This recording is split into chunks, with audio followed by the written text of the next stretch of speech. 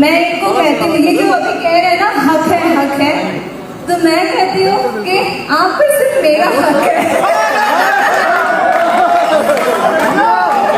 नमस्ते। ये देखिए पवन सिंह और काजल अडवाणी कल के लखनऊ जो थे प्रेस कॉन्फ्रेंस के दौरान दोनों मतलब मिले क्या अभी साथ में ये फिल्म का शूटिंग कर रहे हैं जियो मेरी जान का। और इनकी हंसी देखो, जैसे लग रहा है यार करेजा जो है ना वो निकाल ले रहे हैं। जी हाँ, लेकिन ये हंसी कुछ लोगों को जो है वो बर्दाश्त से बाहर हो गया है।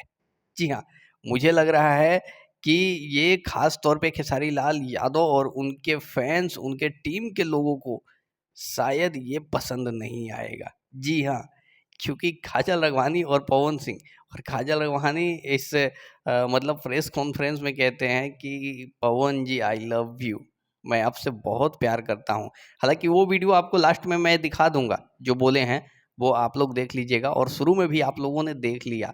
तो ये बवाल काट रहे हैं दोनों अपने गाने के प्रमोशन के दौरान। और वो गाना कौन था?